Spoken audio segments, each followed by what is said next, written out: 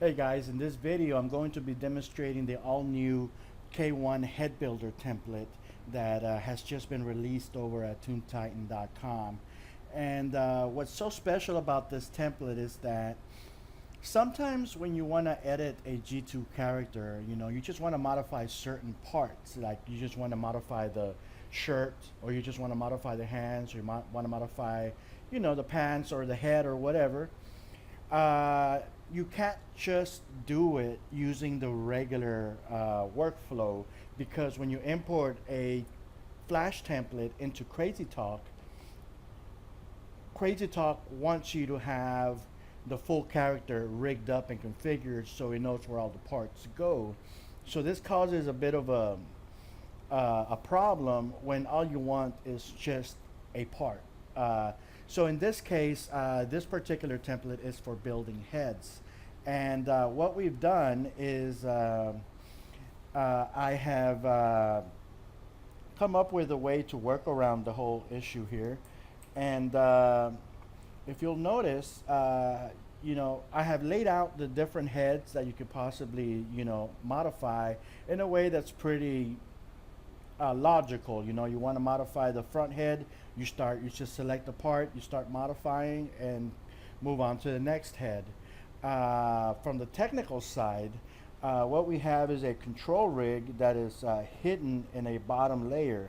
Now when you publish this movie, you're still not going to see anything else other than what you're intended to see, which is the heads.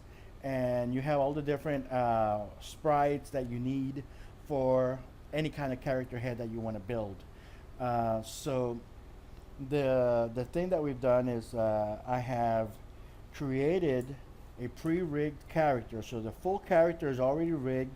It doesn't have any unnecessary sprites that are just going to bog down your system, but it does have a series of bodies that have already been pre-rigged for you, and they're located in their proper spot. Now it's very important that you do not modify or edit this this control rig.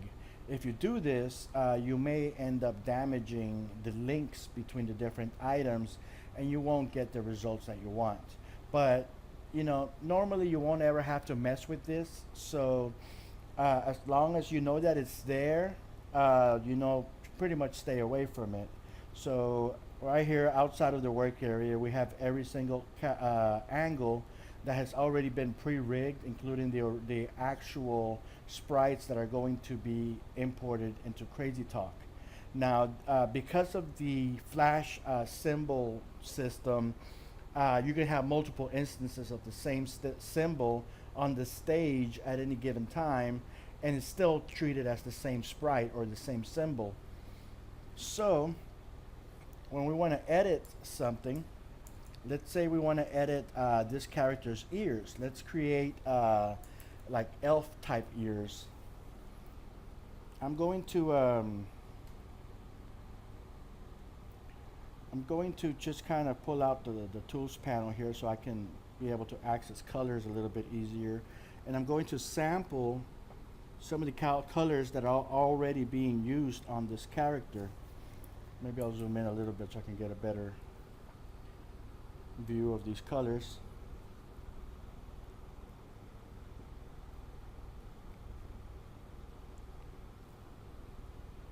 Alright, so I have sampled my outline color and my skin color.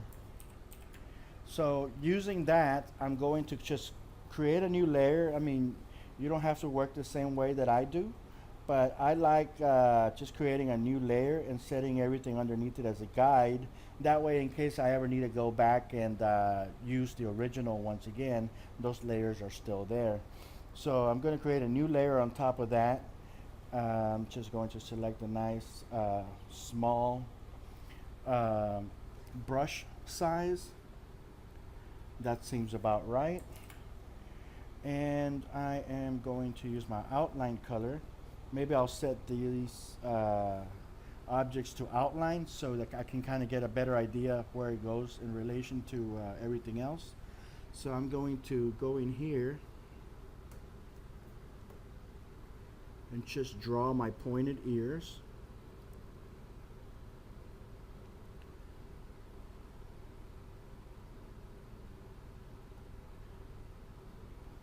Now I'm just going to kind of block this open area here with the base skin color. That way it creates a closed shape, and just fill in the rest if I can. I may have left a little gap in there somewhere, okay, but that's easily fixed. So now I have that. I could go in here and add some fancy cell shading. Let's see. The way I do cell shading is, before I do that, actually I'm not going to need that anymore, so I'm just going to go ahead and continue. The way I do cell shading is I'll take my red color and I'll use that to select the regions that are supposed to be highlighted. So I can put a little highlight there, maybe some highlights there, and I'll use the blue color or a shade of blue to define the areas that are cell shaded or that has shades.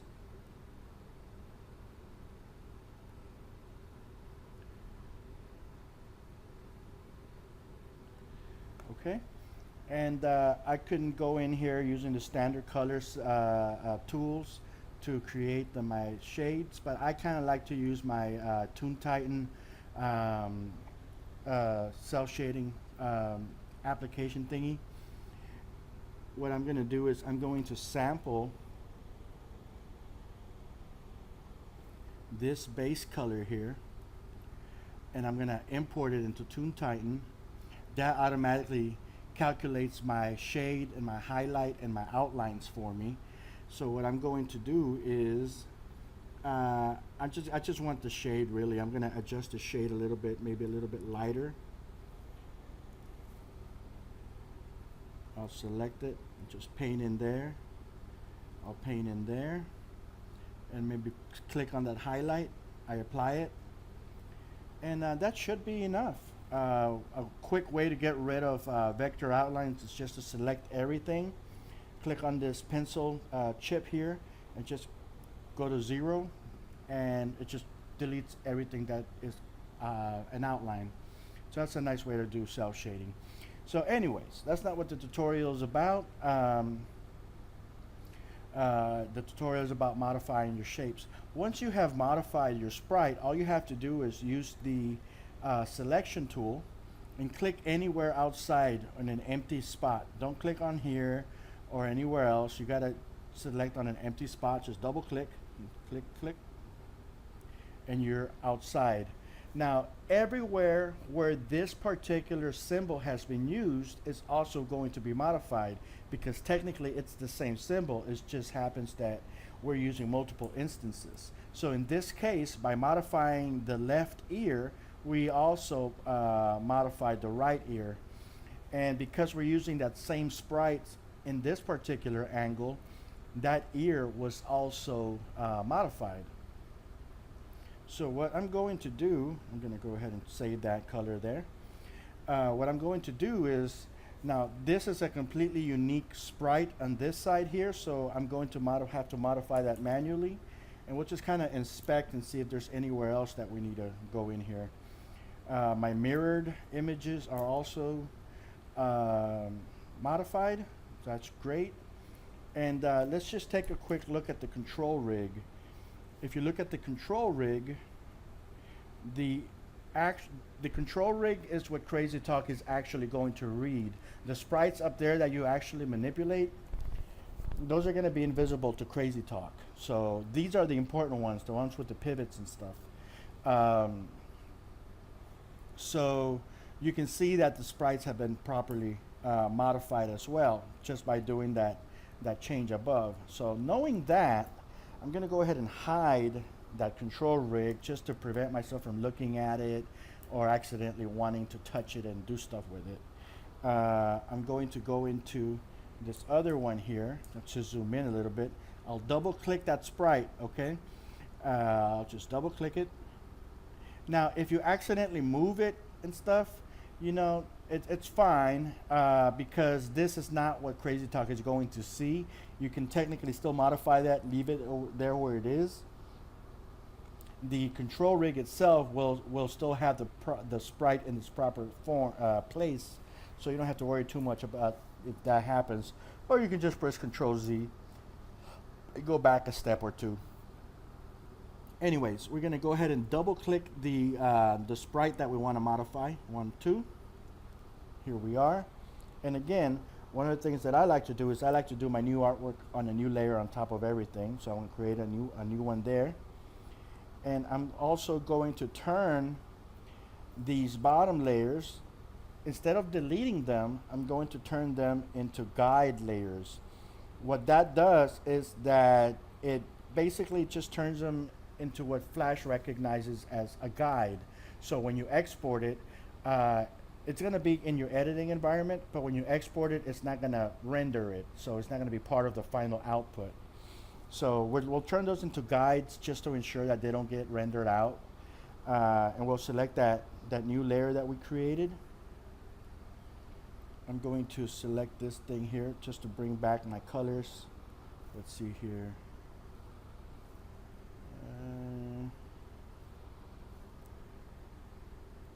Let's see. There we go. I got my colors back, the what I'm using. And I am going to draw my ear. Actually, what I'm going to do is I'm going to go outside of this real quick. I'll double click outside of this. It takes me out. Ooh, I lost my sprite. If that happens, just kind of Control Z your way back. That happened because I set everything as a guide, so it doesn't show it. I'm going to have to turn off one of these guide things. As long as we have something in there, we go out, it's going to be there. That shade thing, that's fine. We can get back in.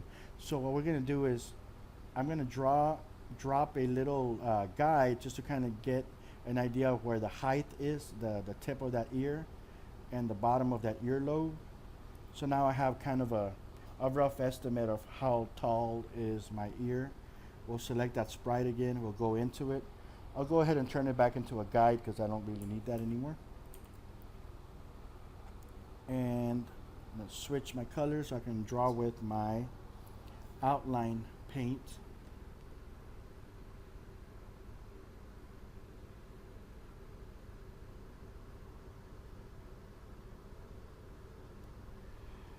And fill in that gap with the base color. And we'll draw the interior part of the ear.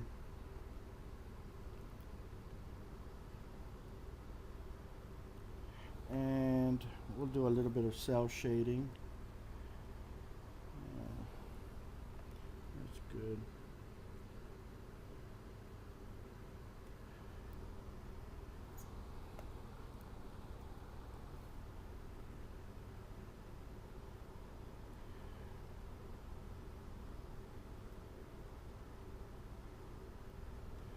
Alrighty. We'll hide these layers real quick so they don't get in the way.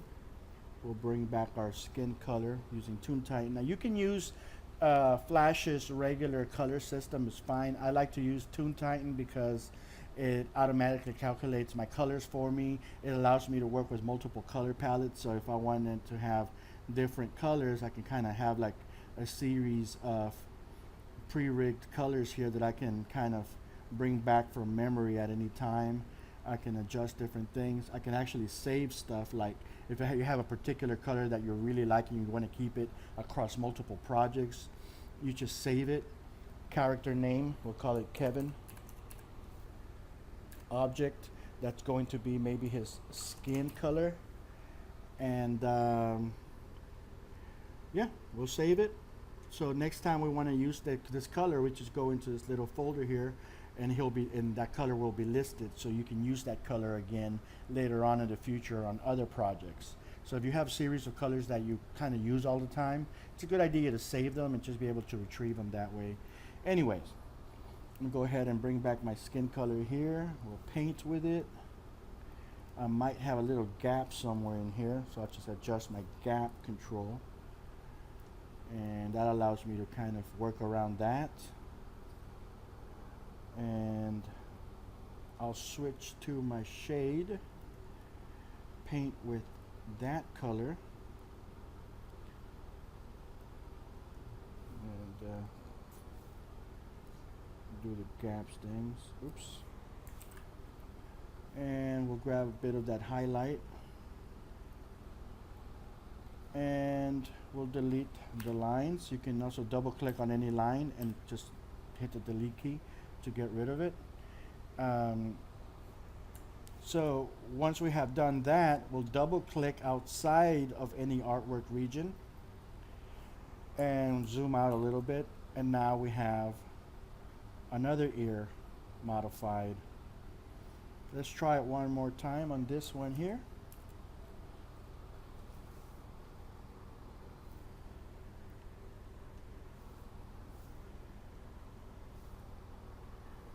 Okay, we'll just kind of create a new layer for drawing. We'll lock these. This time I'm going to not put them as guide layers yet, just in case I accidentally get out of there, whatever. So what we're going to do is we're going to draw this ear as best as we can to match the angle.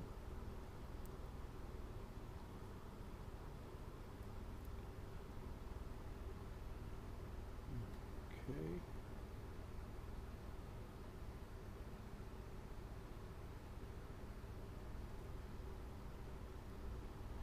All right, that should be good enough. We'll paint our base color just to fill out, close out those gaps there, and allow us to be able to use the paint bucket to fill. That was pretty easy. We'll go ahead and do a little bit of cell shading. You can also bring up the control, the properties panel, and just set it to hairline. That way your outline thickness is very, very, very thin. We're going to put a highlight right there, and we're going to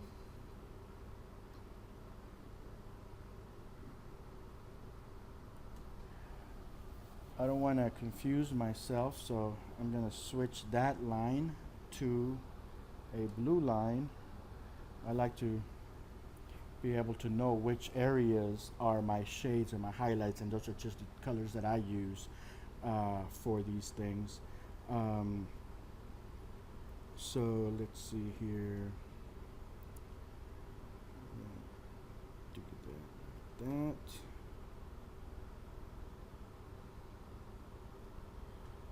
And we are going to grab some of this red and just put a highlight right on this ridge here.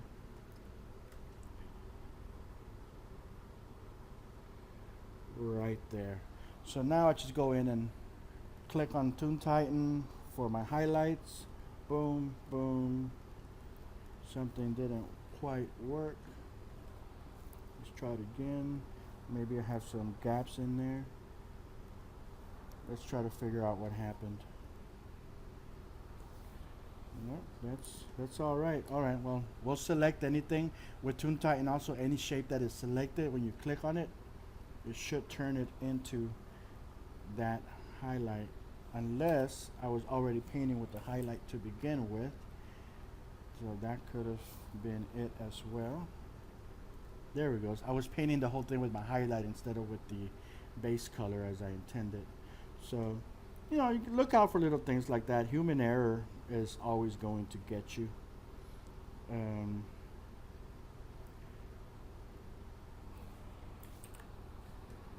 There's always little things that are going to creep up, and you're just going to have to troubleshoot your way through them.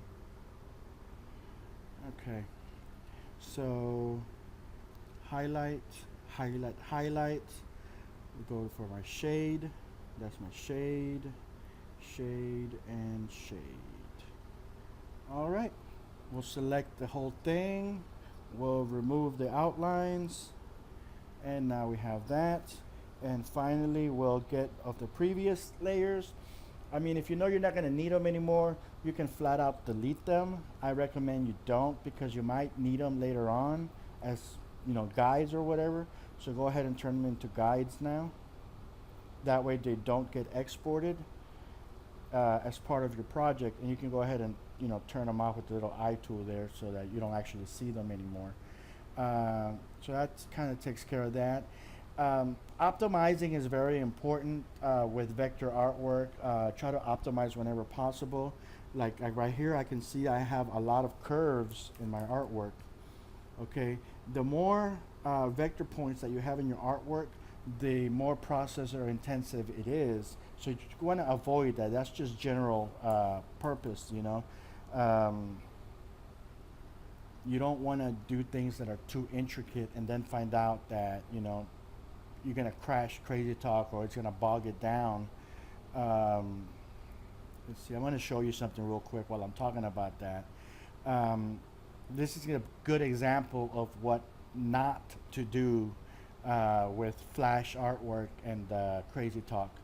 So this is a character that we put together a while back, and we're still trying to figure out a way to keep the image quality as nice as possible without losing too much, because this character was created when we were first, or when I was first learning about Crazy Talk, when we were just getting used to it, how it works. And I've known about Flash optimization for a long time, but I just didn't know that Crazy Talk itself wasn't as advanced as Flash, because this character will work perfectly fine as a Flash character within Flash. In Crazy Talk, he's a little complicated. I mean, you can see here all the scales, the gradients, all that stuff. That's a lot of vector artwork that is used to make that happen. And if we can kind of show this, look at all those points. I mean, this whole point map is crazy, and that's just the upper arm.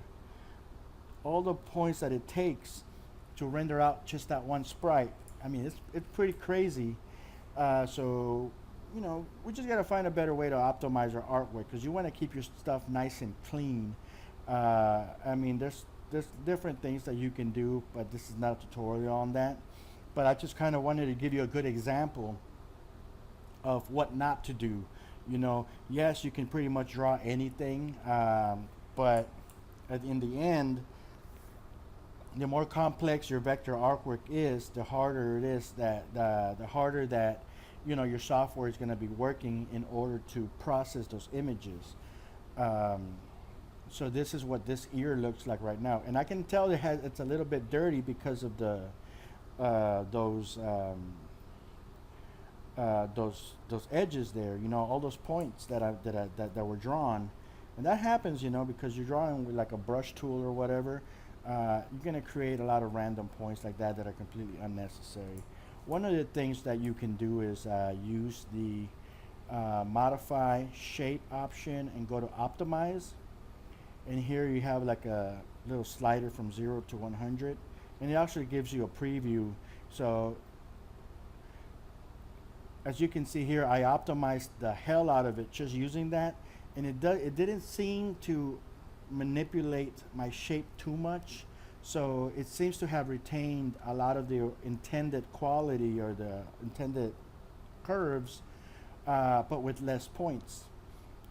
Sometimes it'll destroy your artwork, so you got to be very careful when you do that. So let's see here, the original one had 275 curves, the new one has 92 curves. So it was optimized by 66%. That's pretty damn good. So this particular shape is not only going to run better, it's going to help, it's going to help Crazy Talk run your graphics a lot faster. You'll be able to put more graphics in there. Because can you imagine having, that one character alone, the one that I just showed you, that alone uses a lot of processing power. I've tested it a million times. It bogs down the system. Can you imagine if you want to use such things, like props and backgrounds and things like that on top of the character. It's insane. So try to keep your artwork optimized. That's the best tip that I can give you.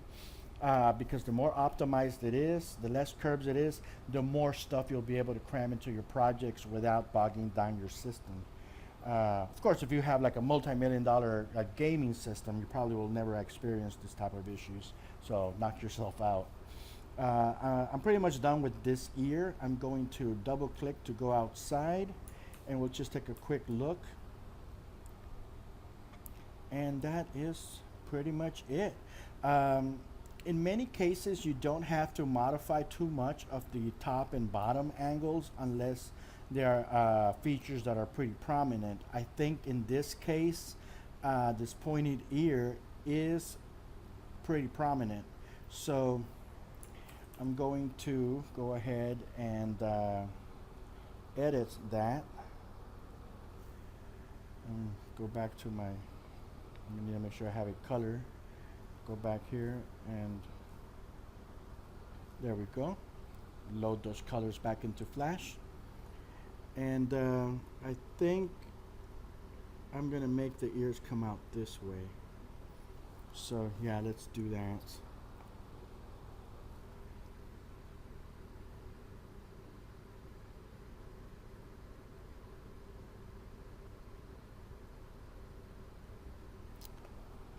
Okay, looks like I'm painting with the base color. We'll just switch that out for the outline color. And now we'll go here.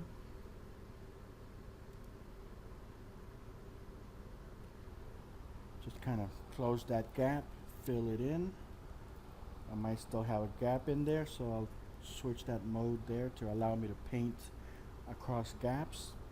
Another way of optimizing your images without having to go through too much stuff is that the you can use the modifiers in your tools panel. So I'm going to show you the shape the way it looks like right now. See, there's a lot of curves in there. So if I click on my selection tool, I have selection modifiers that I can use. So any shape that is selected, you can smoothen out or you can straighten out using these modifiers. So I'm going to click on the smooth modifier just one time and see what happens. I'm going to zoom in on it so you can see how that changes the shape. So I'm going to click on it one time. Notice how it smoothened it out a little bit. I'm going to click on it one more time. And every time I click it, it distorts it some. So you go as far as you can go, till you're comfortable. At some point, it's going to be it's going to make it so that it's unrecognizable. You don't want to go that far. You just want to smoothen it out enough so that it's less complex, but it also still retains as much of the original drawing as you intended. So let's take a look at how much we were able to optimize it. You can see that there's a lot less points here that there were before. And you can optimize by hand too. You can select your shape. Like you see that point there, you select it, delete it, select that, delete it, select that, delete. And of course you can spend a whole day just optimizing stuff in Flash. Don't overdo it.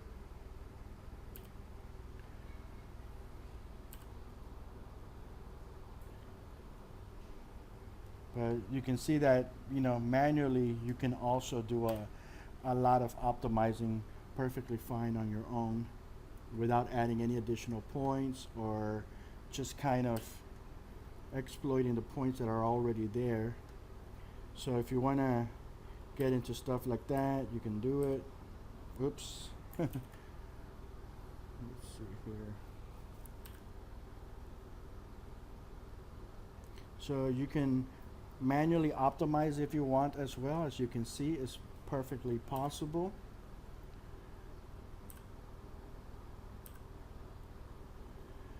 All right, and we still managed to retain a lot of the quality, and this is one hell of an optimized shape. Very minimal use of points now. That's gonna run really nice and fast inside of Crazy Talk. Um, yeah, let's go ahead and put a little cell shading in there. Why not? Nobody's gonna look at it, but yeah, let's keep it consistent. I'm not gonna bother with my blue color this time. Look at all these points that I created by doing that, though. Smoothing it out. Smoothing it out.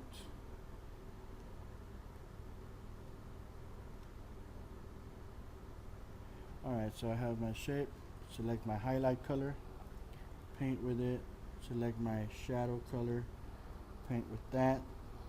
One of the things that you can also do to get rid of your outlines is that any outline is the same color as long as they're touching.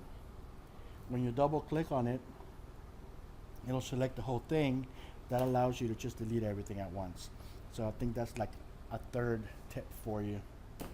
Let's see here. Oh, it's a little hot. Okay, so let's move on. Actually, I can still see that shape down there. Let's turn this into a guide. Let's hide it, and let's go outside of it. There we go. Let's do the bottom layer. Okay, so now let's take a look at the bottom here. Since I'm using pretty much the same sprites, I'm able to see that right there, that change that took place. I'm not gonna bother too much about changing that. Now, if at any point you do feel like changing something,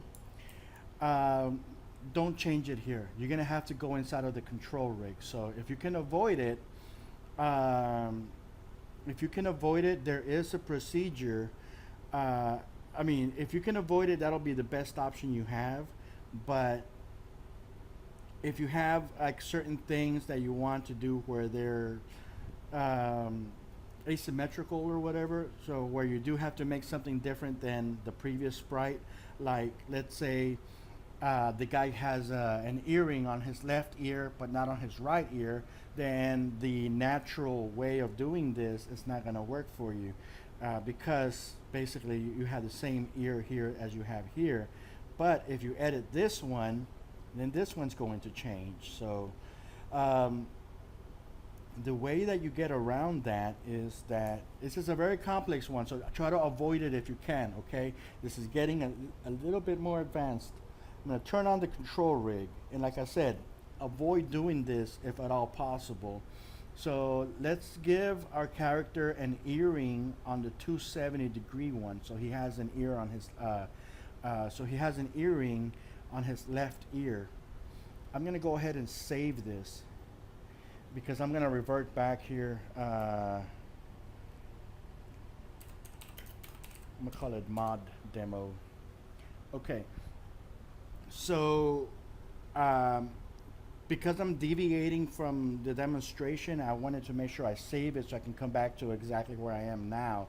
And I'm only going to show you this because I know there's always going to be somebody out there who wants to do something different that, you know, that's not kind of the way that things are built for, but it is possible. So here we go. So let's change the 270-degree ear. The first thing that we're going to do is we're going to have to turn on the control rig here so that we can see it. So here's the 270 ear. We're going to have to go in here, and if you have if you have a Puppet Producer, that's going to be the easiest one, okay? Because we can just clone it. Actually, you know what? I'm not going to show you how to do it with Puppet Producer. Yeah, you can use the experimental cloning tools. That's this button right here. You got to turn it on. Any object you select, you click this button and it'll duplicate it and it'll turn it into its own individual symbol that's not linked to anything else. I'm going to go ahead and show you how to do this without Puppet Producer. I'm going to click on this ear. that's just in case you don't have Puppet Producer. I don't expect you to buy everything I make. Let's see. We're gonna select it. We're gonna duplicate the symbol. We're gonna give it a name. I'm gonna start with like a symbol or a number. That way, because everything's alphabetical order. When you look at it in the library, it pushes it to the top. It's just gonna make it easy for us to find it. So I'm gonna put an underscore there. That's kind of one of the easiest ones I can think of, and I'm gonna call it ear mod. Okay, so now this has been duplicated in a way that it is its own unique symbol. Now this already broke the connection. That's why you should never do this, because you can get in trouble by doing this.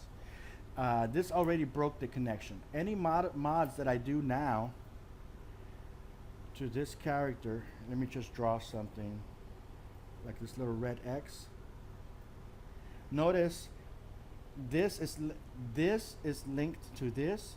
Therefore, that line that I drew was drawn on, showed up on this other instance, but it did not show up on this instance here, because this one is an instance of a completely new duplicated symbol. So now you screwed up your template. So now you can make modifications up here that will no longer apply here, and that's kind of why we deviated from this. But I can go in here now. I can manually edit this and draw right here and have that earring there. Or, let me get out. I can relink that 270 sprite. All right, I'm gonna go in there. I'm gonna get rid of this line that I drew. Actually, let's get this Control Z. That way everything comes back. All right, so I'm gonna take this symbol. I'm gonna select it, and I'm gonna right-click and go to Swap Symbol. And there was a reason why in my naming convention, when I do this type of thing, I like to put like a number, like a 0 or a 1 in front, or an underscore, a dash or something, because it's treated alphabetical order. And because I know I put it using a symbol and underscore, it's pretty much going to be at the top of my list. Easy to find. I'm just kind of thinking ahead a little bit. I select that. That's my ear mod. I click OK. So now this symbol here is the ear mod symbol, which corresponds to the previous ear mod. Now again, I don't expect you to know this, all right? This is for those people who want to go and do little crazy things like create asymmetrical characters where one thing is different than the other thing on one side of the face as the other. So now that I've done that, I can come in here, modify my ear. Let's see.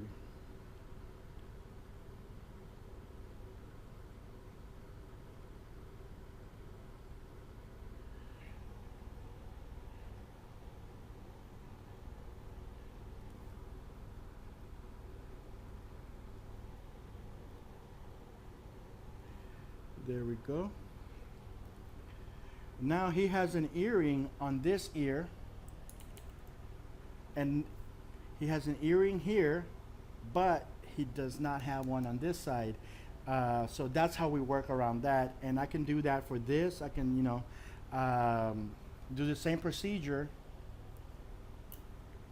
And if we look at the control rig, since we,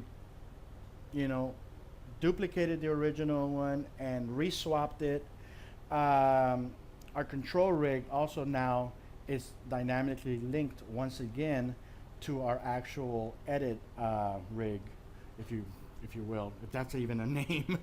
Okay, so everything's good in the world again. I'm gonna go ahead and revert back, because I'm not gonna make a character with the left ear unless you guys want me to. That could be interesting, huh? No, I'm gonna keep it simple. I don't want to confuse you guys. We'll do that later on. We'll do some more advanced stuff later on. So I'm going to let's see, revert. So everything that I've done since I last saved it goes back in place. All right, so any modifications to this ear should carry across all the same ears. So I see it there and it should appear here. Perfect. So it's not the end of the world. All right, again, don't do that. I'm showing you how to do it, so if it ever comes to a point where you do need to create something asymmetrical, you're going to have to dig into the control rig. But whenever possible, this control rig, don't touch it because you can easily break the whole thing. I mean, if you accidentally delete any one of these squares and stuff like that, that's going to break the character and it's not going to allow it to import properly into Crazy Talk. It's going to import it, but your sprites will be all screwed up all over the place. So don't do it, man. Just don't. I can't say it enough. You know, just don't. All right. So let's see. Let's go ahead and add ears to the back. Wow, we're going to have a complete set of ears. I might actually put this out on Toon Titan later today or tomorrow as a set of ears. To do that, let me know. You know, if you saw this video, you'd like to see these ears, download them. I'll go ahead and put them up for free. You know, just add them to your character. This should fit any character, really. Okay, so let's see here. Let's create a new set of ears. I'm going to turn this into a guide, turn that one into a guide. We're going to draw on this layer, and we're going to bring back Toon Titan. And we lost our RAM color palette, but that's fine because remember when we first started this video, I saved my skin color, so it carries out. Even if I would have closed this program, what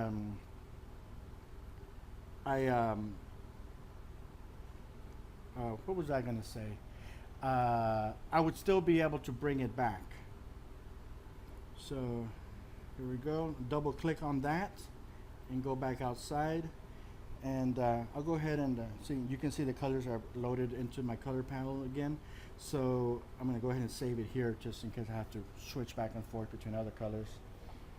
So using my outline color, I'm going to go ahead and draw my outline, and I'm going to use this ear on this side here as a reference. So the tip is right there and the bottom is right there. Perfect. We're going to go ahead and just draw it that way.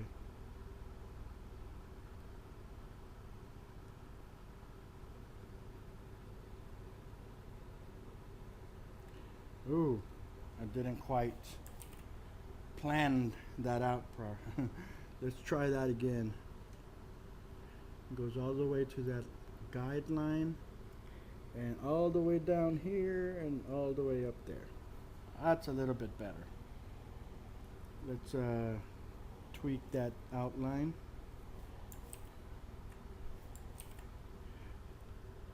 Maybe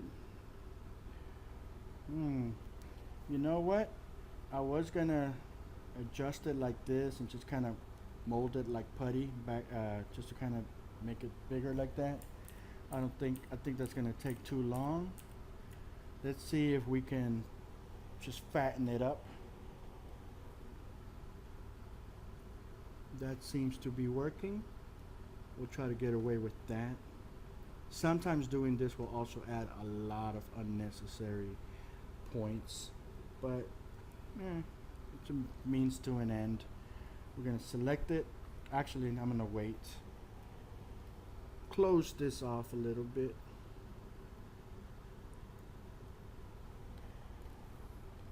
There we go. And there's a little gap in there that's bugging me.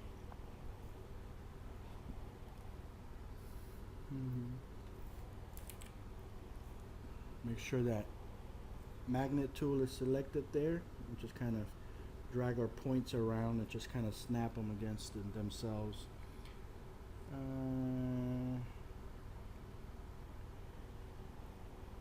Maybe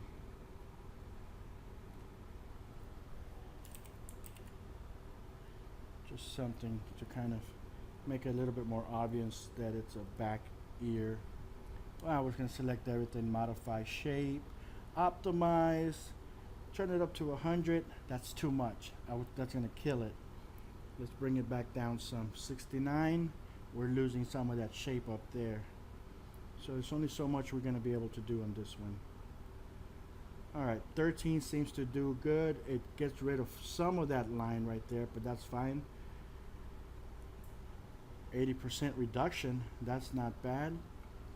And let's see how much of that line we lost. Looks like we have most of it. We can push it out a little bit. There we go. And for this section here, we can paint fills modifier. Just kind of start drawing there. Just kind of do that. Boom. Maybe soften that up a little bit. Bam. And tweak that out. You can literally just play around with this and forever and never be satisfied.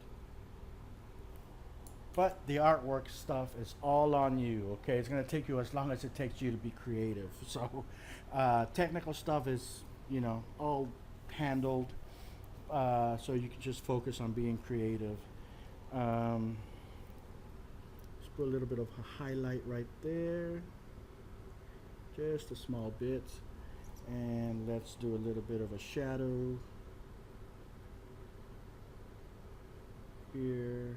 Let's go ahead and extend it out.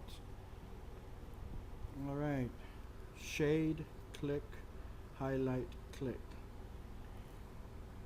And we'll select everything. We'll turn everything to 0. And we'll go back to something else. But all our outlines are gone and cleaned up. Look at that. We have a complete set of ears. So if all I wanted was new ears for a character, I can stop here. I can go in here and continue modifying until I have an entire head. I want to modify his hair, it's his eyes, nose, all those things. So what I'm going to do is I'm going to launch Crazy Talks, and I'm going to give you the first demonstration of when all you need is just a body part. So if all we need is the ears in this case, then we're just going to use this template to export out the ears. So Control Alt Shift S will basically export your movie for you, your SWF movie. Just going to hit save. You can see it somewhere here on my desktop. Maybe not. Let's refresh. There it is. So mod demo blah blah blah. Here's our new template. There's the ears right there. Okay, so with that done, we're gonna take any actor, pick an actor, any actor. I'm gonna go into my Toon Titan folder here. I'm going to select I'm going to go ahead and select the Kevin character, only because his body structure matches and stuff.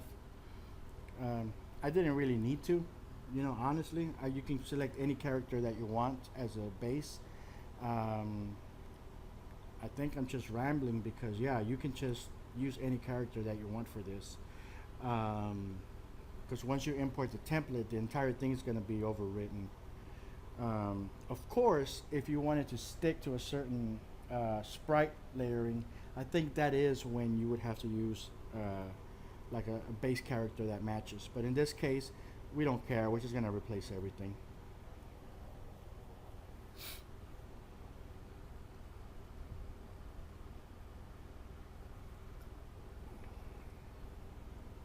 Okay. Takes a little while sometimes.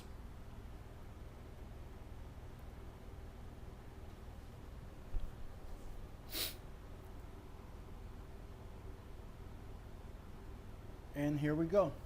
Now your character, when you import it into Crazy Talk, it's gonna look like this, and you're gonna the first thought that's gonna come to your head is like, what the hell's going on? Where's the body? Don't worry about the body. This is a head. It doesn't have a body. Okay, the body is invisible. It's it's composed of these little control points here, and they're all rigged up, and that's the reason that this head works. Because if these things were out of place, then all these sprites, for whatever reason, they would pretty much be all out of place. Try it. Try building your own template with just the head, import it, and see how everything just kind of breaks up. Or import it and just kind of, create it without the neck sprite or without the leg sprite. You're going to see that, I don't know if it's a bug or if they just didn't plan it out properly, but it makes it very, very difficult to be able to do stuff like this. But, we created a fully rigged control rig. It has all the sprites that we need, and in particularly, we're only focusing on the head. Let's hide these bones, and let's spin them around. Let's look at the different angles. Everything looks good. We have new ears for every possible angle that we can think of. Let's look at the top and bottom. See, they don't even show up here. Let's see if we can get them just to show up. Because I mean, based on the way that the angle is, they put a lot of perspective and stuff.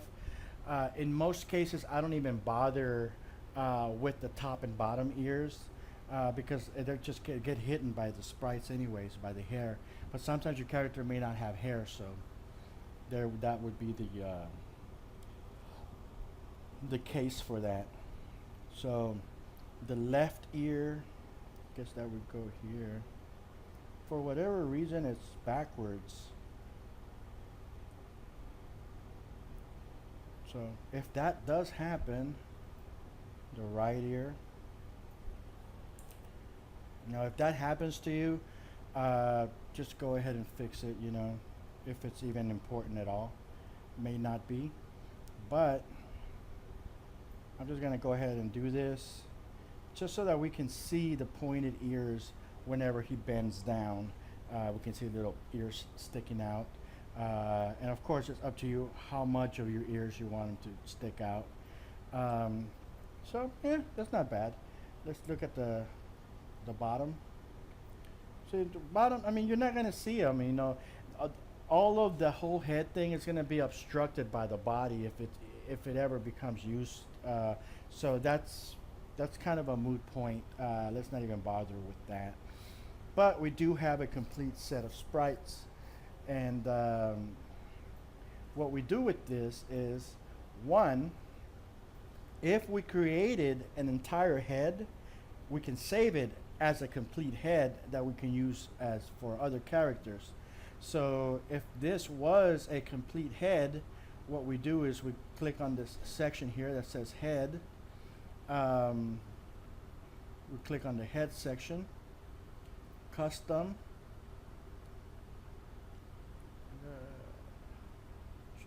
Find the head folder. There it is. Okay, so we're gonna just create a new one here for ourselves. We're gonna call it, I don't know, Elf Kevin. All right. Now, if we just wanted the ears, I mean, if we're modifying this template just for the purpose of making ears, then we'll go into the ears section, and I'm using the K1 model, so I like to label everything K1 because by default the fitting will work with certain models. I mean, these ears or these facial sprites, they're gonna work with everything else, and they might require some minor adjustments to get them worked out. This character, however, is the K1 template. So any other K1 model that I use, it's going to be perfectly aligned with it. So I'm not going to have to be mixing and matching, moving things around. It's going to work perfectly. So I'm going to go ahead and keep it as a K1 on the label. That way I know that if I'm using these ears on a K1 model, boom, they're going to work perfectly fine. So K1 elf ears. All right. So there's the K1 elf ears. So these ears are going to work on any K1 mod right off the bat. They're going to work on any other character, but you might have to like adjust the placements a little bit just to get them to work just right. Anyway, now that takes care of how to save the body parts. I mean, if all you wanted was to modify eyes, then you go into, the eye section and save yourself a copy of the eyes, and those eyes you can apply to your other characters. But, okay, so here's my Elf Kevin. The other thing is, if you're building a new character, I recommend just focusing on like maybe building different body types or saving different body shapes for like body configurations. That way you could just apply the head to them. It doesn't, actually, you know what, it doesn't really matter. You choose your own workflow. But what I'm going to do here is I'm going to go to this body section and I'm going to look for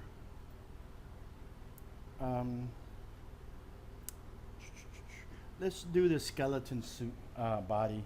So all I have to do really is drop a body onto this character, onto this head.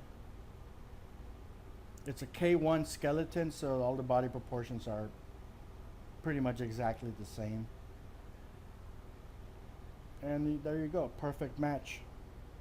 So now we have a new modified head there. Now, if all I wanted was the ears, let's see here. Let's go back out here. Let's take a look at some of the things that you can do with your modified sprites, okay? So if I have a different character or something else, a body that I want to use, let's say I have this, it's not going to match up properly because they're not the same art styles, but here's Billy. I'm going to use Billy's body.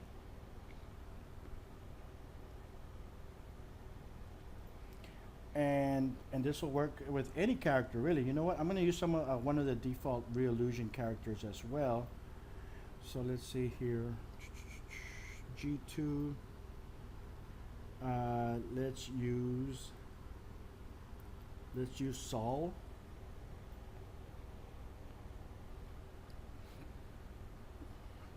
So if we go into our character composer, let's see here.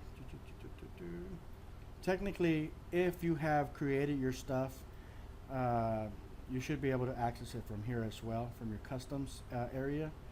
Let's see, head. There it is, Elf Kevin. We'll just drop it in there. So you don't necessarily have to go into character composer mode. So there you go. The scale is not 100% accurate. It's normal because it's not the same type of character, you know. It's a different template altogether. That's why I like to label my templates and my base characters like, you know, K1, M1, stuff like that. Because that way I know which character matches perfectly with the other ones. So in this case, this is a, you know, minor little thing. Let's go ahead and do this Billy mod here.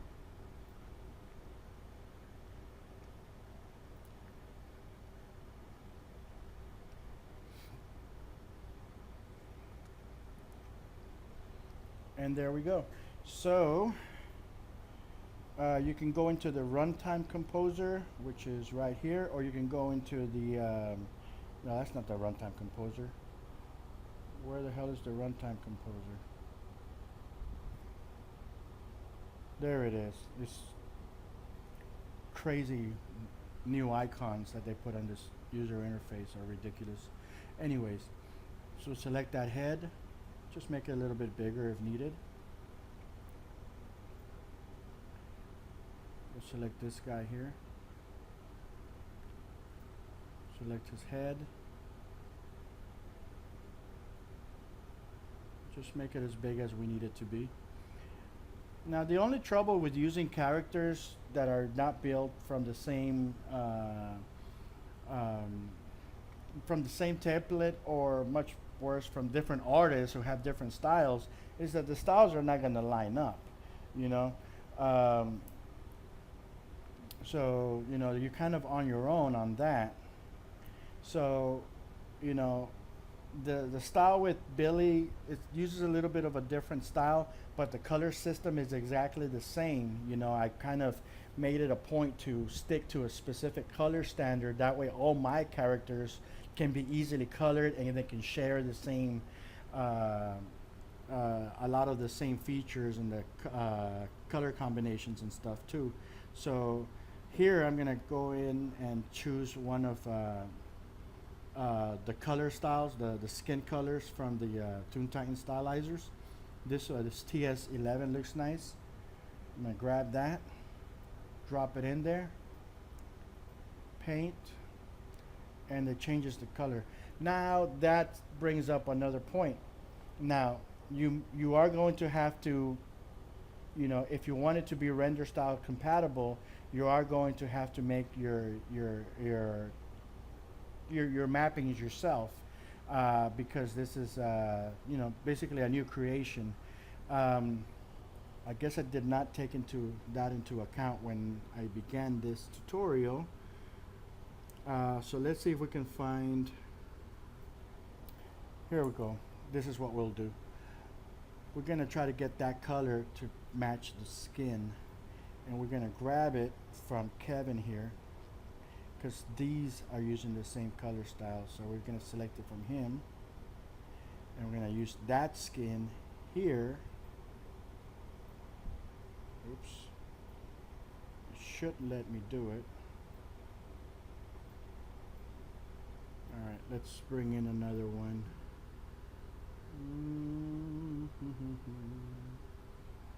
Let's see, project,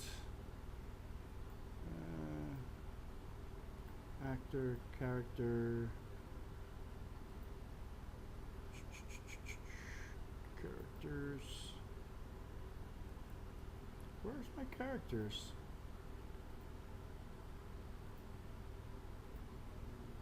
Titan. Alright, we'll use the base model. That one should have colors mapped out, and with the colors that matches that face. So I'm just going to use this one here to paint that. Boom! So we got his skin to match the original skin, even though that one is not render style built yet. So unless you're going to use that specific color, you're fine. But if you want to be able to change the colors, you're going to have to map out those colors, okay?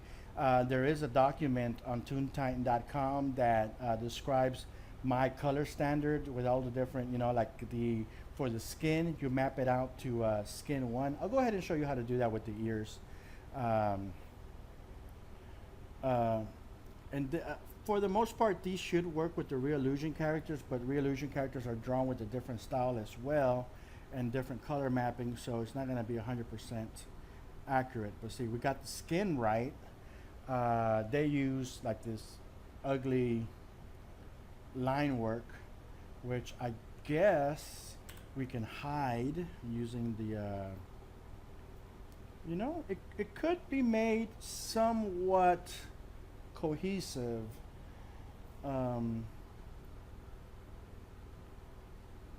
I think so. Let's see what that looks like. I've never tried it before. Let's turn off the outline.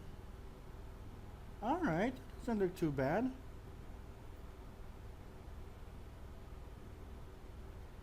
You know what? You might be able to get some pretty good use out of that with some of the other Real Illusion characters. I hadn't quite thought about simply, eliminating some of the things that that are not, you know, quite cohesive with my own artwork. But eliminating that outline seems to at least get it a good portion of the way there. It looks nice. That's not bad. So, okay. Let's see what else we can do. I'm curious now. Let's see here. We'll go to the outline. Just make it nice and thin. And maybe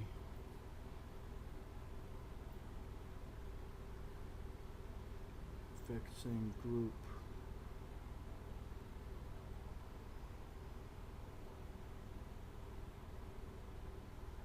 Yeah, I'm not sure what I'm expecting really, but I wonder if I can get that outline to look a little bit somewhat decent, just so we can have some kind of separation there.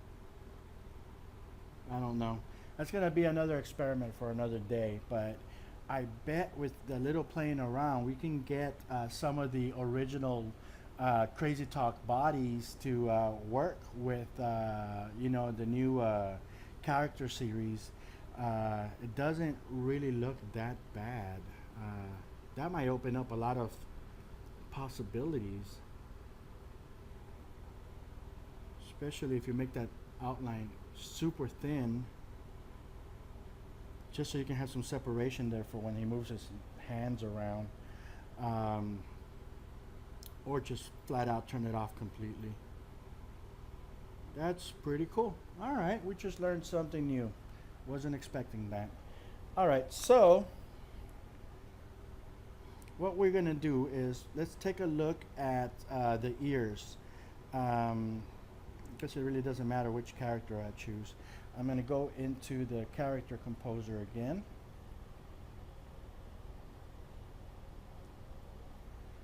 And I'm just gonna select the ears, the one on this side. I'm gonna use that mapping tool there.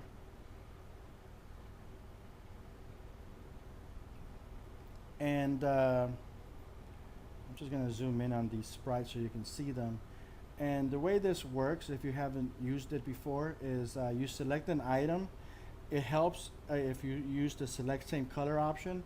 Like right now I'm gonna click on this one. That's the left ear on the 0 angle.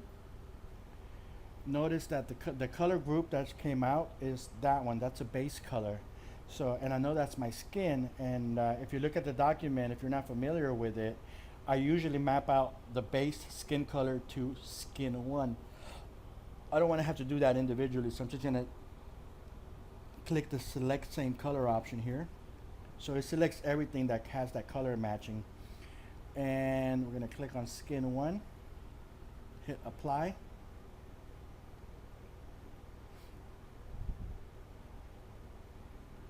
And that's been done. Now let's click on the next one. Okay, that's an outline. And that outline apparently differs slightly from some of the other outlines. So let's try to find those two. Let's see where else they are at.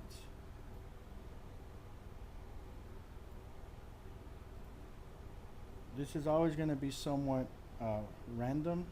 So sprite 16 here.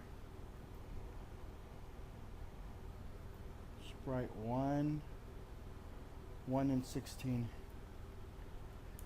We're going to select all of these. Oops. 1 and 16. That gives us all of our outlines. We're going to map those out at the same time. We're going to map those out to custom one. So the outline for the skin, and this is based on my own workflow. And I made that document outlining what I call my color standard, because this is what I try to stick to make sure that all my characters are compatible with my color system. If I want to change somebody's skin, I drop in the skin color and everything works, it keeps everything compatible. So feel free to use that yourself.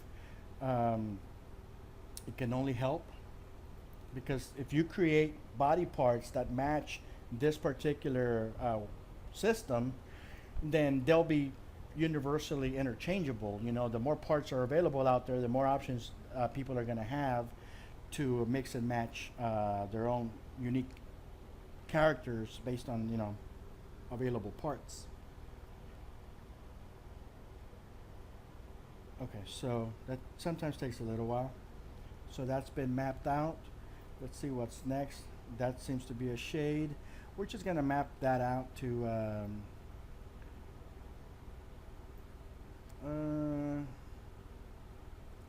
skin 2 maybe.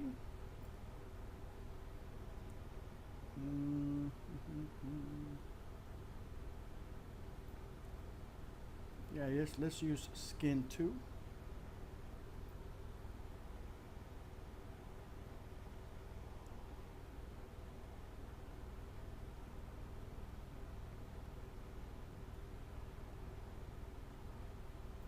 And I'm going to reference the Toon Titan website because I can't remember what color mappings I use for my highlights and stuff. So let's see here. Base, outline, fingernails. Highlights is custom 7 and shades is custom 8. But that's for the universal ones. Secondary base.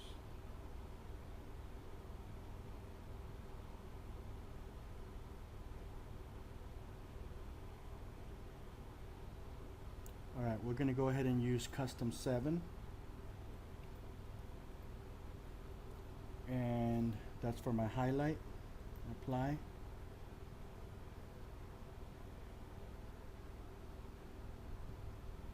And for my shade, what did I use? I used skin 2, didn't I? That should be fine. So now let's do the other ear.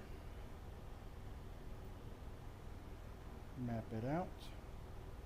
We're just going to use the same color mappings that we used in the previous one. So that's my skin. And that goes with skin 1.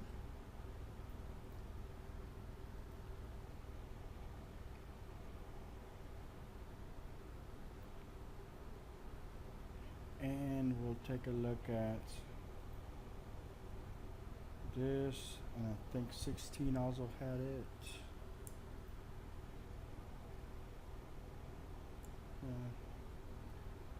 It's different on this one. Okay, 8. All right, so we'll put that one on custom 1.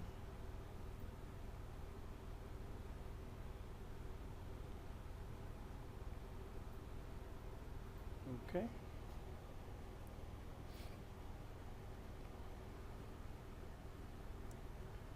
We'll go to my shade.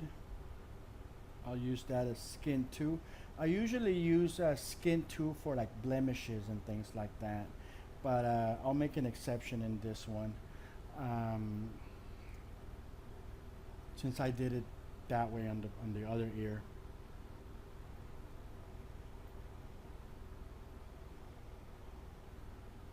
Blemishes, pimples, things of that nature. And we'll do the highlight. We'll go to custom 7.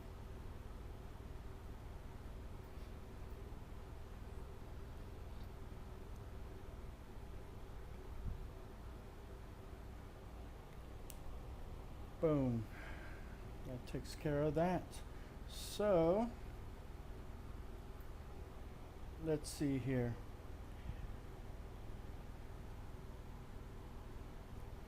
Let's test it out. Looks a little bit weird. So something might not have been mapped properly, but we'll test it again in a minute. I'm going to take this skin here and I'm going to change that so the ears and the the character, you know, should have been mapped against that skin too. So we obviously left something out. Let's go back in here.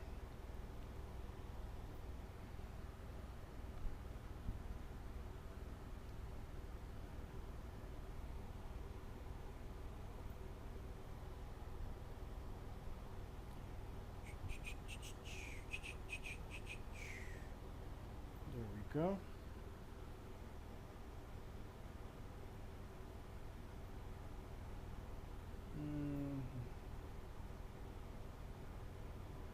It's weird. So the mapping became broken somehow.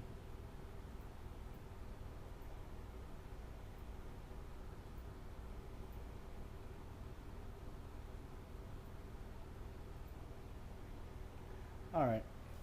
Not going to worry too much about fixing that. I'm just going to take... I'm just going to take that and map it all to the skin. Because there is a way to fix this, but it's just going to extend this video a lot longer than it needs to be. And the idea behind this video is not render styles and things like that, you know, that just kind of led that way. The whole idea behind this is how to modify that template and work with it and stuff. Anyways, let's go ahead and just map everything like that to skin 1.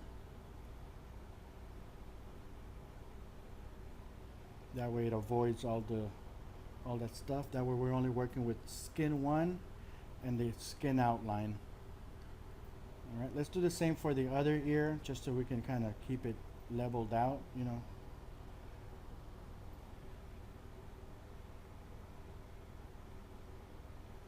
Bum bum, bada bum bum, bada bum bum, bada bum.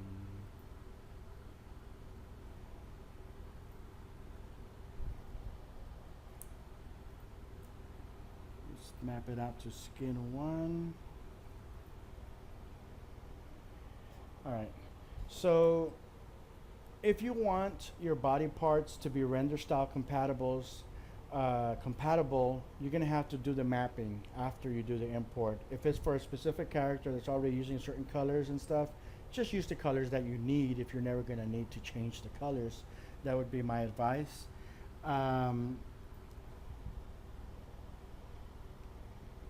So in this case, I have render style compatible ears. I'm going to go ahead and save them again. Let's see, ears. And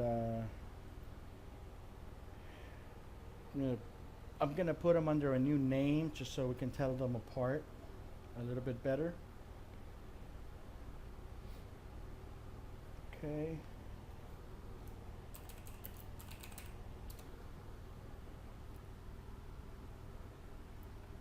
All right. So now that I have render style compatible ears, what I'm going to do is I'm going to switch out.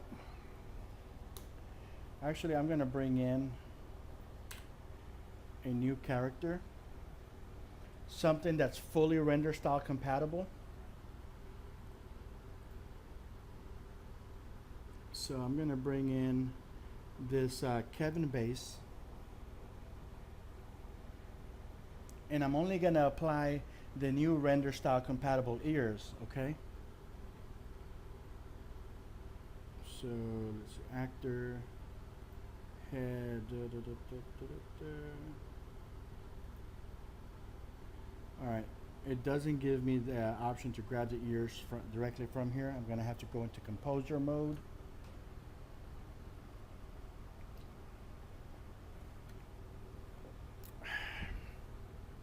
We'll go into the head section. We're already on our ears. New ears, these are the render style compatible ones.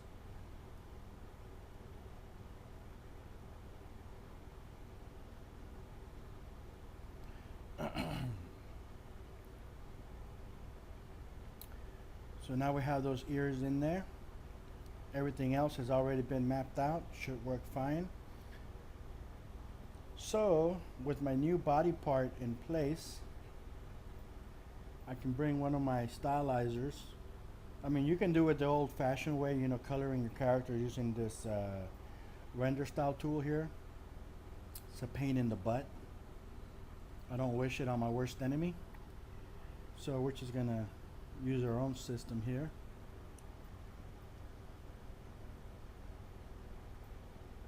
Drop it in there. Boom. So all the skin changes, and this is not the head that came from the template. Okay, this is the head that came from the character. All we changed right now was the ears that we had manipulated to be render style compatible. So this shows you that when you do perform the mappings, you'll be able to also make those color changes with your character if needed. If you don't need to, then just don't bother. Just use the colors that you're actually going to need. I should make some alien type colors. That would be cool. So there's our character there.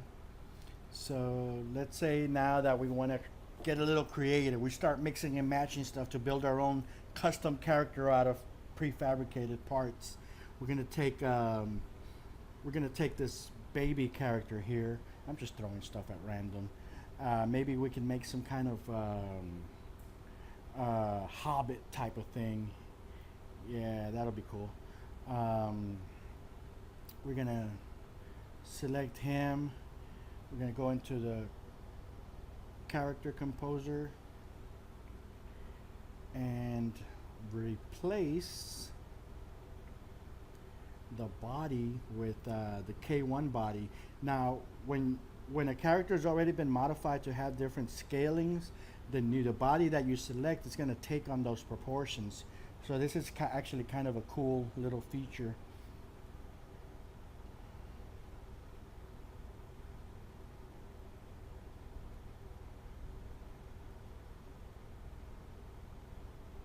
Come on. There we go. So he's a little bit built, stubby, you know. It's a little bit muscular. Let's make this head slightly smaller. Okay, he already looks kind of like a hobbit. Let's give him some pants. Let's see here. Let's put those in there. On this body, K1 body parts will always work better, although you can make some of these other body parts for other characters work just fine with a little bit of tweaks. Alrighty. And looks good to me. I mean, there might be a little thing here and there that we can tweak, but it's not that bad.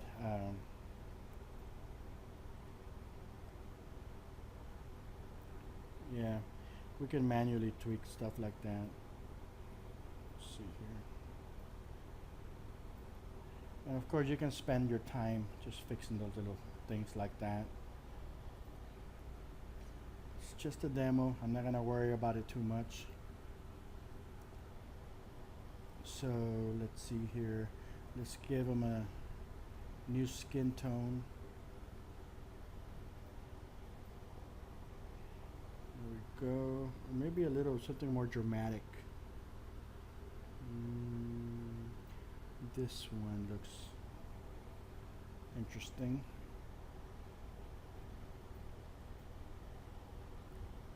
There we go. That's kind of nice. Let's change his hair color. Actually, you know what? Let's do what we came here for first. Let's change his ears.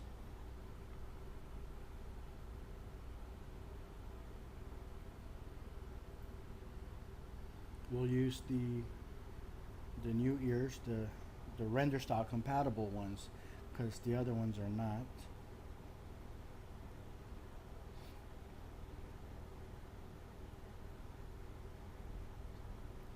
Alright. That's fine if your colors do like weird things when you're modifying stuff. That's perfectly normal.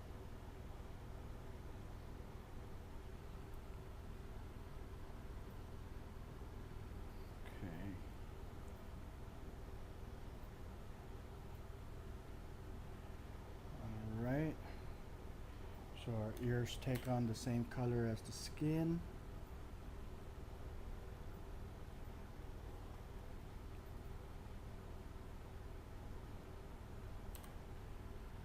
And what else can we do to this character to make him a little bit more unique?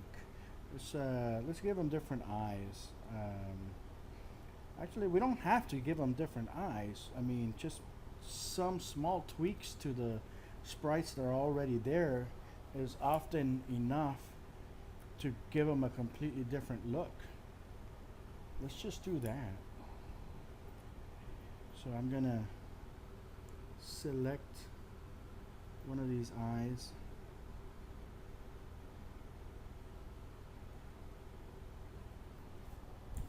And where's my mirror? You know what? I'm gonna go into the composer so that I can make use of the mirror feature. Alrighty. So we're gonna angle linked mirror. We're gonna zoom in.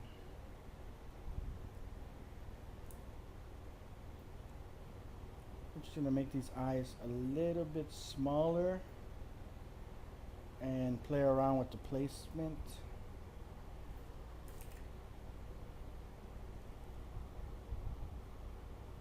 Come on.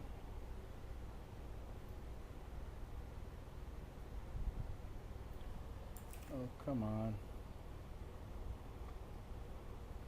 Sometimes it's not easy to select stuff around.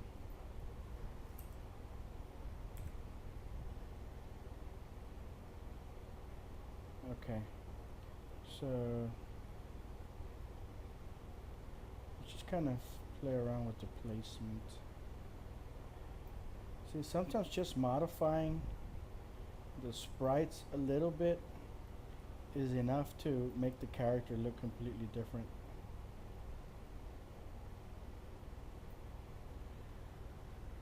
That's not bad. That looks completely different.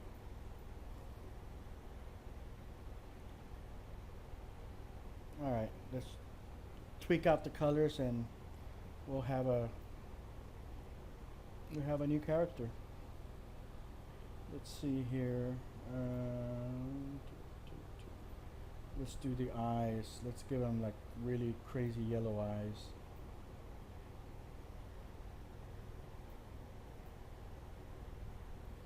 And hair.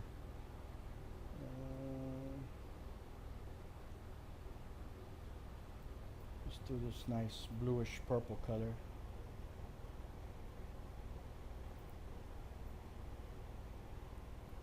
And we'll make the eyebrows match that somewhat.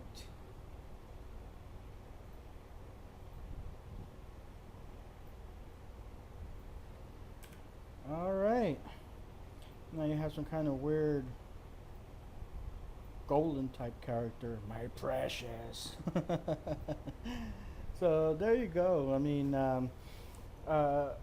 the whole purpose behind this video was really just to kind of give you an idea of how to work with the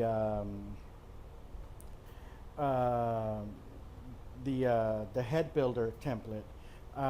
By modifying the sprites, you know, you go in here, you're gonna double click a sprite and start modifying away. Now some sprites in the template have other sprites inside that have nested templates. So it's the same procedure really. The one thing to keep in mind that you don't want to do is in the properties panel, you don't want to modify the instance names. That's gonna break the link. Also, you don't want to break apart these objects. I mean, Flash has a way. If you don't know how to do it, I'm not going to show it to you this time around because that'll definitely break things, and you don't want to do that.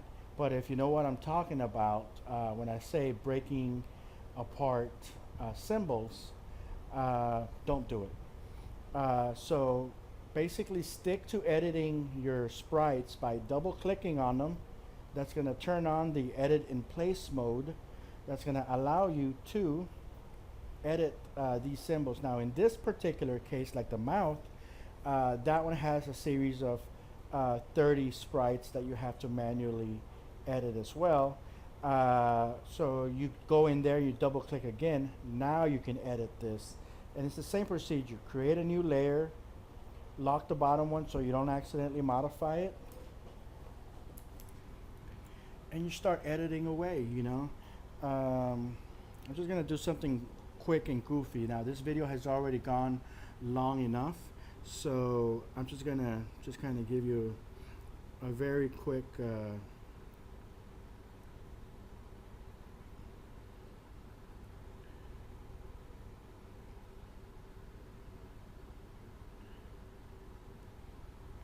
all right, so we're giving them some sort of a Daffy Duck type duck bill or whatever it is that we want to modify.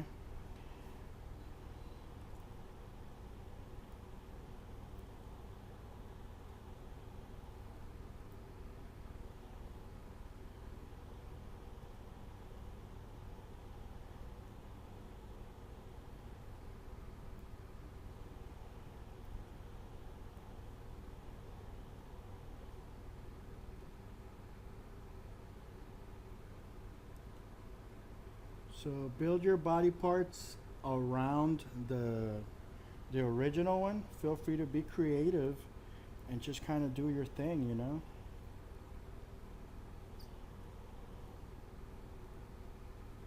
So here's a new head, a new facial sprite. I'm going to turn that into a guide. Then I'm going to double click. That takes me outside one level. I double click. That takes me all the way outside. So now I have that new body sprite, you know, sort of a Daffy Duck thing going on. But you can see that it's happened there too, and it's happened there. So if I bring that into Crazy Talk, I'm not going to go through and just do all the sprites this time because, again, the video has already ran quite long. But I like to be a little thorough, you know. So I'll take... you take any character you want. We're going to import the SWF template.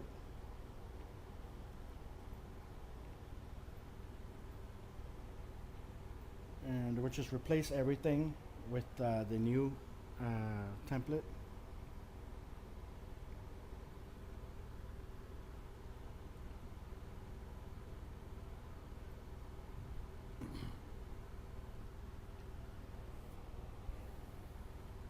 Okay, give it some time. There it is. So we brought it in. Now the modification that we did was for one of the sprites on the side view. So let's zoom in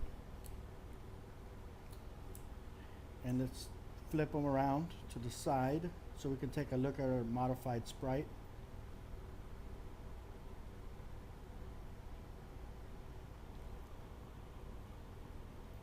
And it's not here. Did we export it properly? Let's see here. It's got the name. It's inside there just fine. Oh, yeah. Crazy Talk, for the M and the neutral pose, it flips things around. It does weird things. I probably should have done a different example. But let me see if it's in here. Sometimes it flips them around. Sometimes it ignores the first one altogether and uses the M symbol. See, it's right here. It imports it in different places, but there it is. So the process is really simple, you know. Just start editing. All you have to do is really, I mean, this video could have easily been a 2-minute video. In essence, all you do is double click the sprite that you want to edit. If the sprite has nested symbols, double click the first one, edit that one. When you're done editing that one, double click to go out. Select the second one, double click on that one, edit that one, double click outside. Let's go to the next one, double click that one, edit it, go out, keep going until you're done. And when you're completely done, double click outside, then you're outside again. Want to modify a different sprite? Let's take a look at these eyebrows. Eyebrows also use nested symbols. So here, we already double clicked one time, then we're gonna double click one more time to edit that one, and you do whatever edits you need to do. Double click outside, go to the next frame, double click that sprite, do your edit, whatever you need to do to that. Double click out, go to the next frame, edit that one, do whatever you need to do to that. You know, it's just rinse and repeat. You know, it's very easy. You just have to get used to just double clicking to go in, double clicking to go out. That's all there is to it, you know. So double click all the way, it takes you all the way out. The eyes are the only ones I'm gonna go a little bit deeper before I close off the video, because the eyes have 3 levels of nested items. If you're going to be editing eyes, these are going to be a little tricky. I recommend using a different template just for your eyes, or you maybe even edit the control rig eyes directly, because you're going to have to break stuff apart if you want to make it easier for yourself. But the eyes have like 3 levels of nested items. So let me go out one more time so you can see them.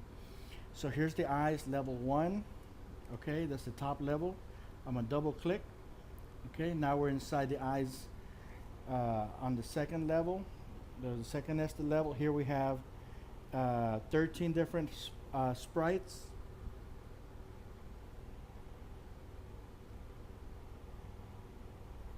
Okay. So here we have that.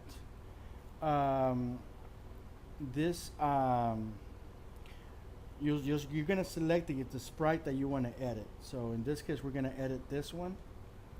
Double click. That goes inside of that one. One more level. In this level, we have 3 layers.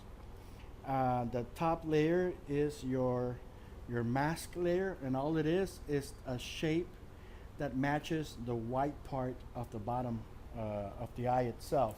That controls the region that's visible for the pupil. Okay, the middle layer controls your pupil, and that one is contained there, and that one is a sprite. And the bottom layer, and I'm going to hide these, the bottom layer, this one's called the image layer, or the image sprite. This one is the full image of the eye area. It contains the eyelashes, any eye wrinkles, any makeup, eyelids, whatever you want to put in there. That's basically the main visible area, and that one is a sprite. So one of the things, this is how we edit an eye sprite, okay? So let's say we want to go into this eye sprite here. We're going to have to double click on it again. Now we're on its final level that we're in. Look up here. We're on scene 1, then second level, third, fourth. So we're like 4 levels in by this point. So what we can do to the eye, if it's going to be completely radical change, then we're going to stick to our original plan, where, you know, we lock all the bottom layers up and maybe turn those into guide layers. If it's just going to be a subtle change, then just change it, you know, manipulate what you already have there. We're going to turn that into a guide so it doesn't get published. But in this case, we're going to turn it into a completely radical eyeball. And I'm going to just make it really round.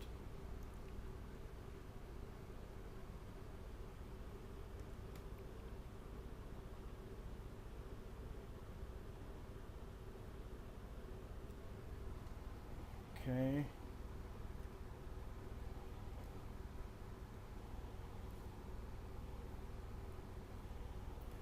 And I want to basically be as drastic as I can.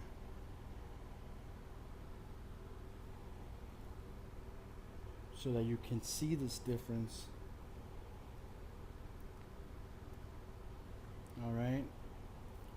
And what I'm going to do is I'm going to save a copy of the white part of the eye.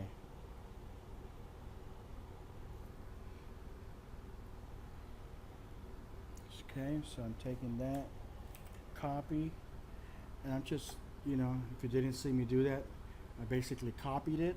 That way I have it in my clipboard. I'm gonna double click to go outside one level. Now I'm in the third level. I'm gonna go ahead and lock this so I don't accidentally modify it. I'm gonna go into the top layer here. I'm gonna make it visible. Hide the bottom one so I'm only seeing this. Now here, I'm gonna double click this sprite. All right, I can take this and delete it. Like again, I don't like deleting stuff. If I can avoid it, I'll just turn it into a guide layer, create a new empty layer, and I'm gonna paste in place. Okay, this, assuming that the stuff lines up, it should kind of, paste it in the place that we need it to be. It doesn't always work.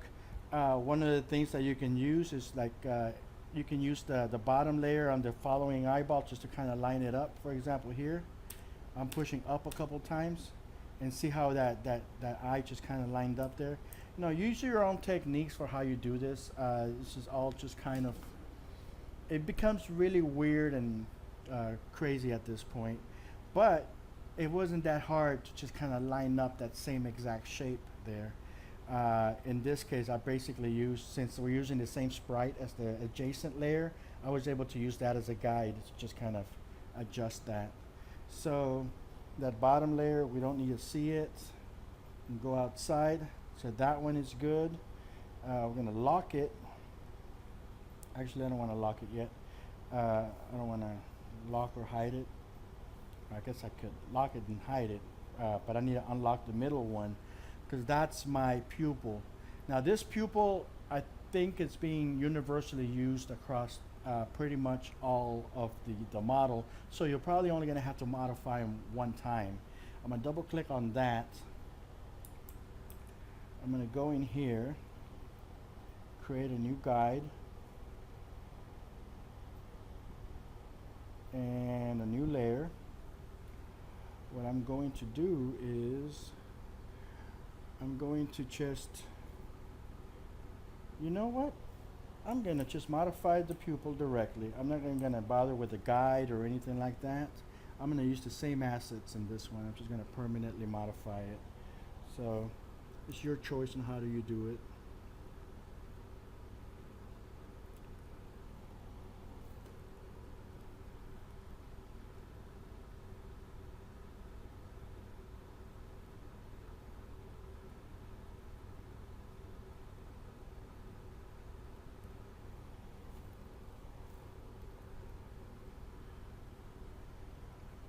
All right, that kind of aligned it exactly how I wanted it. All right, we'll leave it at that.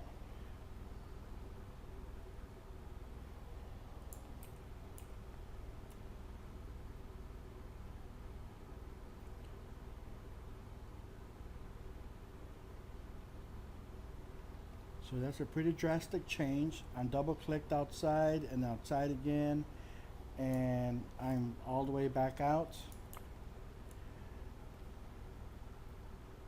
Okay, that one is obviously using a different sprite, so I'm going to have to edit that one individually. I'll go in there, double click, and that's the mask layer, that's the image layer. This particular pupil.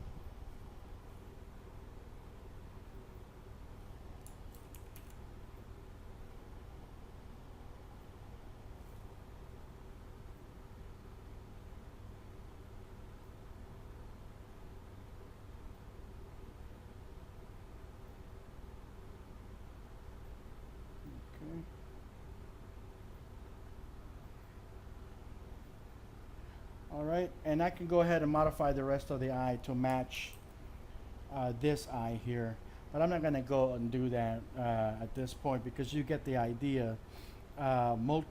Several sprites like the eyebrow, the eye, the nose, and the mouth, they have multiple nested sprites.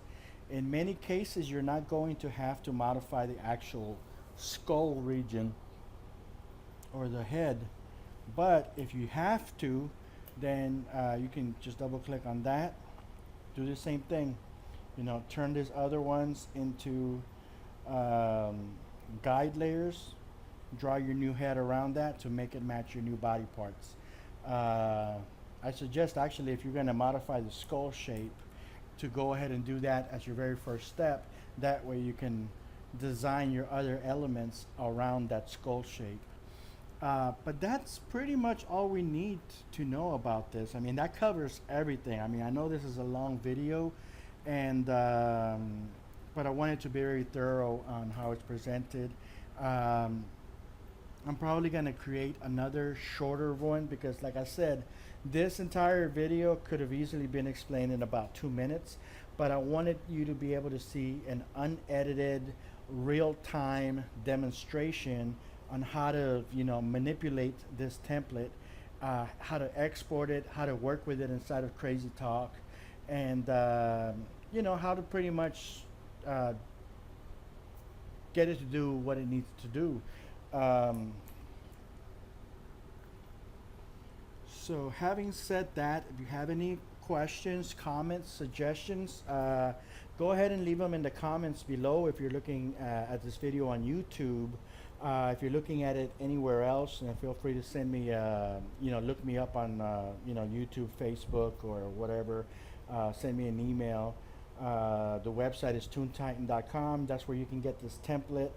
I'm going to go ahead and upload the ears that we built for this character.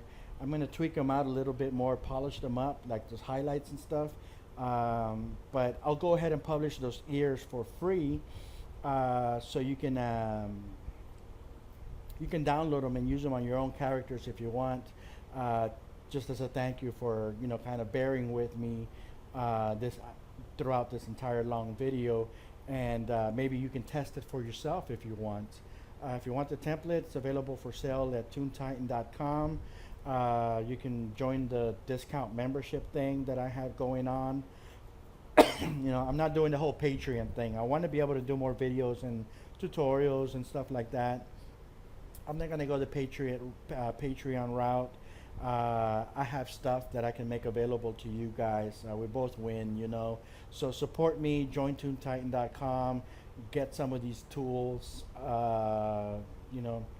Hopefully they work out for you. And if not, at least the information here, it's still useful information that you can use in your own work. Reallusion does provide you with a starter template when you get Crazy Talk Animator. This template works almost exactly the same way that I did, that I demonstrated here, except on that one you're editing the full rig directly. It's a little bit more different. You're a little bit more limited. This particular template is just optimized for facial design and just quick development of body, facial, what do you call it? Facial modifications, the ears, the nose, the eyes, the mouth, stuff like that, or the entire head if you want. In the coming months, I'm going to be releasing several different body types, and for the most part, that's all they're going to be, body types, because going forward, I am going to have several of these templates that are going to go with those body types. That's going to allow us to just build all sorts of heads that we can use to mix and match against those body types, and it's just gonna make the field a little bit more interesting, because we're gonna have a lot more options for mixing and matching body parts. And even those of you who may not be as good at drawing or at using programs like Flash or Adobe Animate, the ability to create your own original custom characters by mixing and matching those body parts and animating them in Crazy Talk. using those puppeteering tools. All right, so that concludes my video for the day. Hopefully you enjoyed it. Thank you for bearing with me. I know this was a long one, but hopefully it's chock full of information that you're going to be able to use as you build your animations. Good luck, and see y'all next time.